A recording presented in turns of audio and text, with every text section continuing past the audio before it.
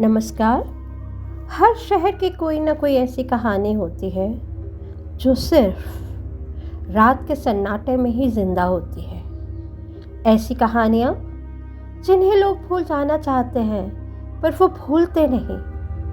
मैं हूँ आपकी दोस्त और ये है वो जगह जहाँ भूतों की कहानियाँ भी सच बन जाती हैं। तो दोस्तों, आज मैं जो कहानी सुनाने जा रही हूँ, जिन्होंने ये कहानी भेजी है उनका नाम है विकी। तो विकी सुभाष नगर जम्मू में एक किराए के मकान पे रहते थे अपने पेरेंट्स के साथ। उनके फादर एजी ऑफिस में काम करते थे और इन्होंने एमकॉम की थी। ये उनका स्ट्रगलिंग दौर चल रहा था, कहीं नौकरी मिल नहीं रही थी और पेरेंट्स पे बोझ बनना इन्हें पसंद नहीं था। जहाँ भी मौका मिला इन्होंने वही नौकरी कर ली।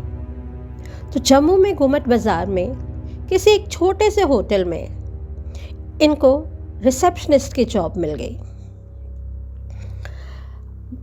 काफ़ी देर आराम से काम चलता रहा। कभी कभी नाइट शिफ्ट्स भी होती थी, लेकिन नाइट शिफ्ट्स बहुत लंबी नहीं होती थी, 12 बजे तक। जब भी नाइट शिफ्ट होती, ये इनके एक फ्रेंड के साथ जो कि बख्शीनगर रहते हैं, दोनों होटल से निकलते। वो केसी थिएटर की सीढ़ियाँ चढ़ के बख्शीनगर चले जाते और ये अपने घर की ओर सुभाष नगर। 5 जनवरी की बात है। 16 साल पहले की बात है। बहुत ठंड पड़ी थी उस साल। तो नाइट शिफ्ट करके ये दोनों दोस्त घर आने लगे। तो मैनेजर ने कहा खाना खा के जाओ। जो दोस्त था उसने खाना खा लिया। इन्होंने वेटर को कहा कि मेरा खाना पैक कर दो। उसने कुछ चपातियाँ और नॉनवेज पैक करके दे दिया। दोनों दोस्त आराम से गप्पे वप्पे मारते हुए निकल पड़े। जब केसी थिएटर आया, दोस्त ने गुड नाइट कहा और वो अपने घर की तरफ चल पड़ा। विकी अपने घर की तरफ एज यूजुअल। अब सर्दियों में लोग बहुत जल्दी सो जाते हैं। सड़कें बिल्कुल सुनसान थी, लाइट कहीं नजर नहीं आ रही थी, लेकिन हर बार की बात थी, आराम से ये चल रहा था विकी।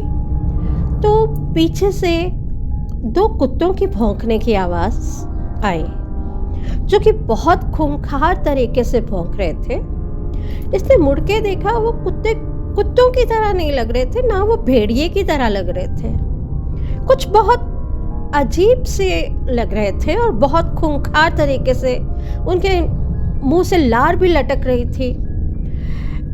ये थोड़ा इसने कदम तेज बढ़ाए और कुछ कदम ही चला होगा कि पीछे से आवाज आई,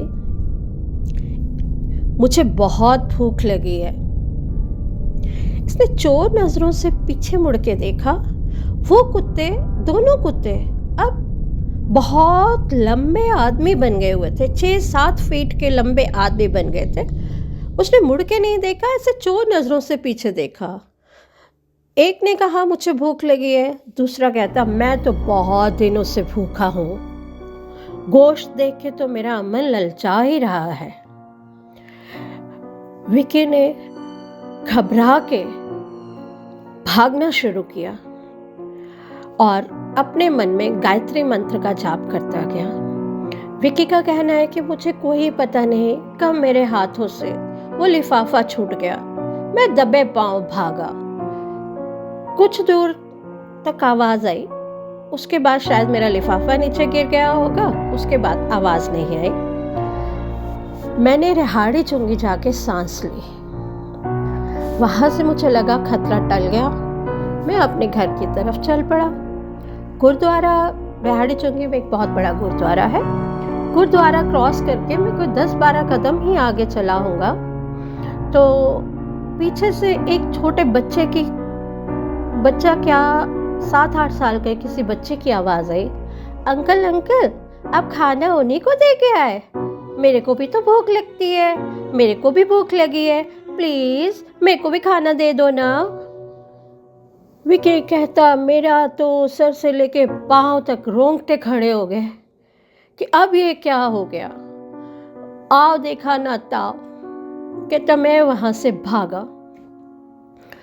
से भागा। थोड़ी देर तक आवाज़ आई, उसके बाद आवाज़ बंद हो गई। रिहाड़ी में एक मंदिर है, मंदिर तो बंद था, लेकिन विकी का मानना है कि मैं मंदिर की सीढ़ियों पे जाके बैठ गया। मुझे लगा कि अब मैं आगे जाऊं या इन सीढ़ियों पे बैठा रहूं, कुछ समझ में नहीं आ रहा था। लेकिन 5-7 मिनट सांस ली, मुझे लगा नहीं, अब तो मेरा अपना एरिया आ गया है, अब क्या होगा। मैं चल पड़ा वहाँ से, आगे गया। मैंने थोड़ी दूर गया तो आप लोगों ने देखा होगा, कुछ लोगों ने अपने घर के बाहर टैप निकाला होता है, नीचे पक्की सी जगह बनाई होती है कि अगर किसी आदमी ने पानी पीना है तो टैप खोल के पानी पी ले, या जो पक्की जगह है वहाँ से जानवर भी पानी पीते हैं। सर्दियों में तो नहीं, लेकिन गर्मियों में यूजुअली लोग पानी पी ही लेते हैं। वहाँ पे मैंने देखा 3-4 औरतें कपड़े धो रही हैं सुबह क्या, रात की समझ लो। मेरे को लगा अच्छा चलो कोई इंसान तो मुझे नज़र आया। मैंने एक लंबी सांस ली, अभी सांस भरी ही थी, छोड़ी भी नहीं थी, कि वो औरतें बोलने लगी, अरे वाह, यहाँ तक पहुँच के हमारे लिए खाना नहीं लाए, हमें भी भूख लगी है। विक्की का कहना था कि मेरे पैरों तले ज़मीन खिसक गई कि ये खाने की कहानी यहाँ तक भी पहुँच गई। वहाँ से भी मैं दुम दबा के भागा। सुभाष नगर में एक सड़क के किनारे, ऑलमोस्ट सड़क के बीच में ही समझ लो, सड़क के किनारे एक मंदिर है शिव जी का, छोटा सा, बहुत बड़ा नहीं है। वहाँ मैंने सीढ़ियाँ चढ़ी, उसका छोटा सा गेट था। मैं उस गेट के साथ लिपट के मैंने बोला, हे भोले शंकर, मेरी जान बचाओ। मैं आगे से खाना क्या, होटल से तो क्या, मैं घर से भी खाना लेके कहीं नहीं जाऊंगा, प्लीज़ मेरी जान बख्श दो, मुझे इन लोगों से बचाओ। इतनी देर में मेरे फ़ोन की रिंग बज उठी। मेरे पास फ़ोन, वो जो पुराने टाइम का टिक टिक वाला फ़ोन होता है ना, वो फ़ोन था मेरे पास। मैंने बड़े हिम्मत करके फ़ोन उठाया, पापा का फ़ोन था। पापा ने कहा, भाई घर आना है या होटल में ही रहना है, मैं दरवाज़ा बंद करके सो जाऊं। मैंने बड़ी रुआंस सी आवाज़ में बोला, पापा मैं बहुत मुसीबत में हूँ, प्लीज़ मुझे सुभाष नगर के मंदिर जो है वहाँ से आके मुझे पिकअप कर लो। पापा कहते, हुआ क्या? मैंने बोला, प्लीज़ अभी बातें करने का वक्त नहीं है, प्लीज़ आप जल्दी से मुझे पिकअप करने आ जाओ। 2-4 मिनट के बाद पापा का स्कूटर और पापा वहाँ पहुँच गए। मैं स्कूटर पे बैठा, मैं सर से लेके पाँव तक, सर्दी से नहीं बल्कि डर से मैं काँप रहा था, थर थर काँप रहा था। स्कूटर पे बैठते ही मैंने पापा को ज़ोर से पकड़ लिया।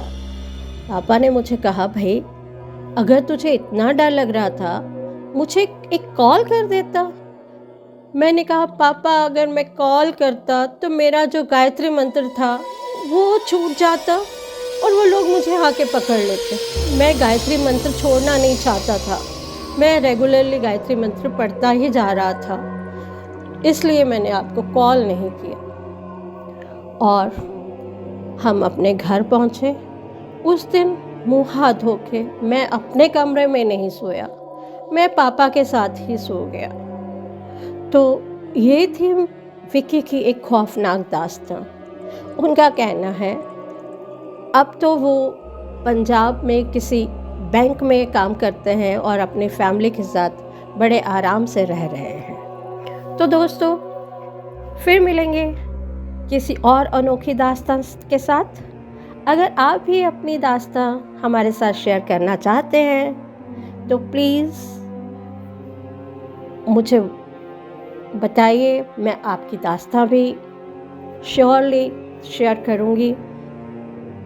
और प्लीज़ प्लीज़ अगर आपको मेरी स्टोरियाँ पसंद आती हैं, अनोखी दास्तानें, खौफनाक दास्तानें पसंद आती हैं, तो मेरे चैनल को सब्सक्राइब करिए, लाइक करिए और शेयर करिए। और हाँ, बेल आइकन दबाना मत भूलिए। तो इसी के साथ नमस्कार।